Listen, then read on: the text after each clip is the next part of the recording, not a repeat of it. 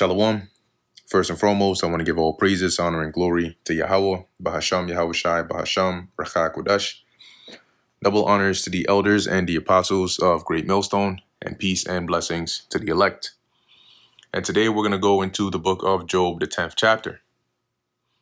My soul is weary of my life. I will leave my complaint upon myself.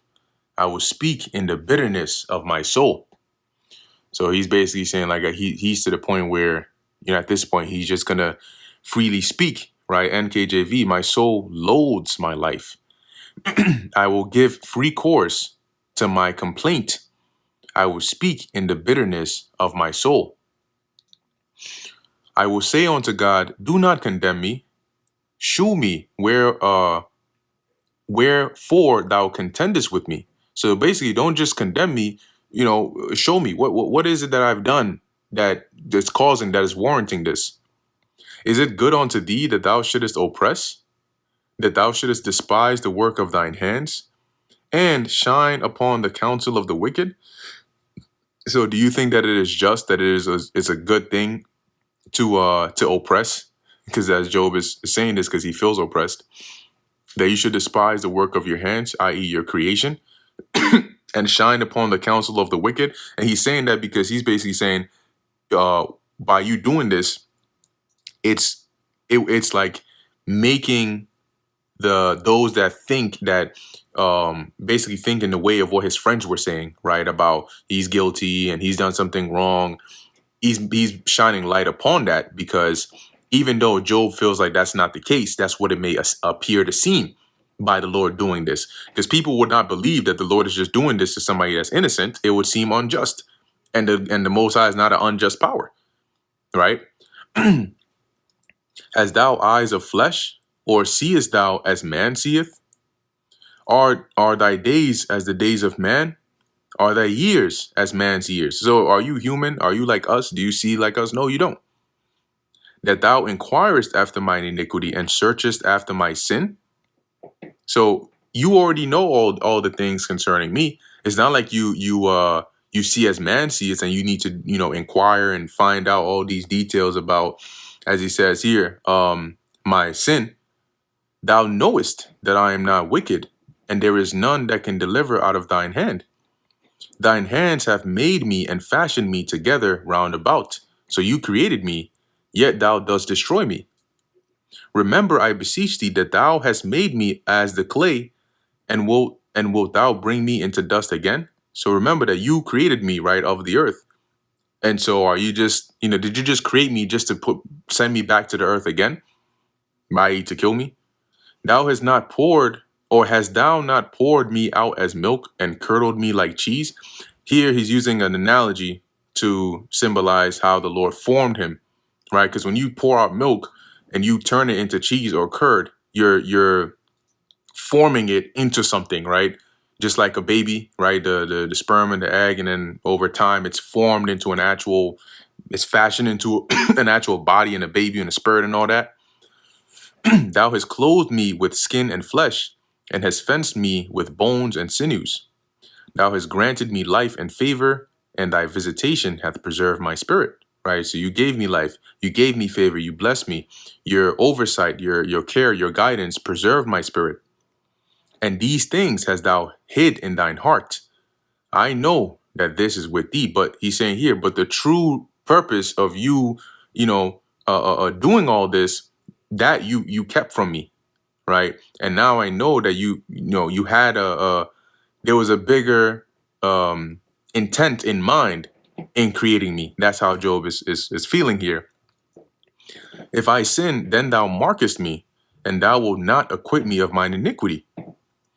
If I be wicked, woe unto me, and if I be righteous, yet will I not lift up my head. So if I'm wicked, it's bad for me. If I'm right, even if I'm righteous, I still can't lift up my head. I am full of confusion. Therefore, see thou my affliction. Look upon the troubles that I am going through. You created me. You gave me favor. You formed me.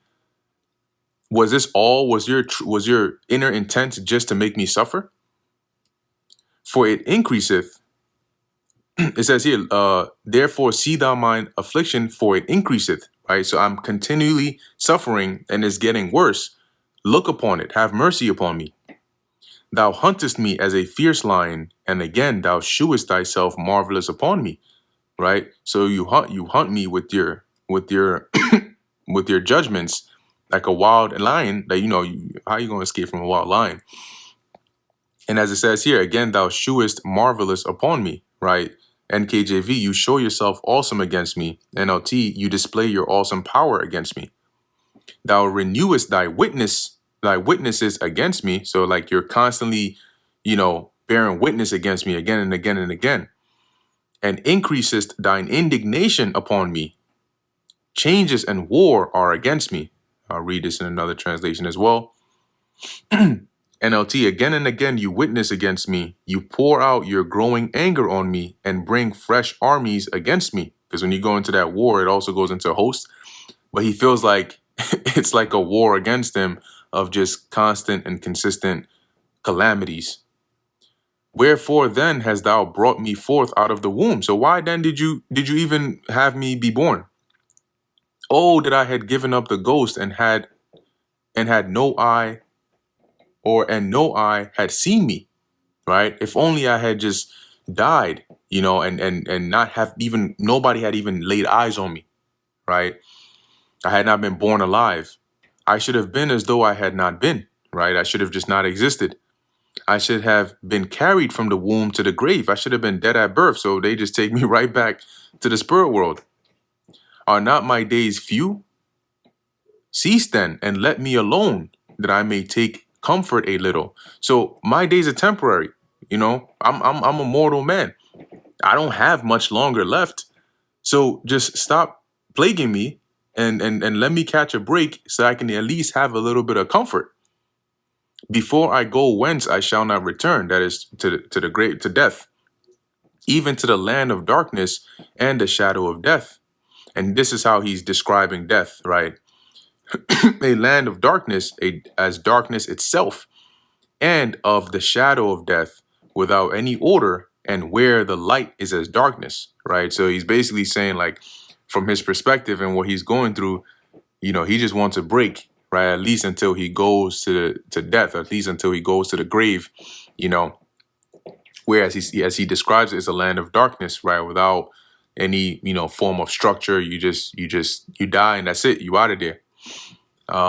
Which obviously we know that you go to the spirit world, but he's describing the process of actually, of death. And that brings us to the end of the book of Job, the 10th chapter. Lord willing, that was edifying to the elect. In closing, I want to give all praises, honor, and glory to Yahweh, Bahasham, Yahushai, Bahasham, Rakha Kodash. Until next time, Shalom.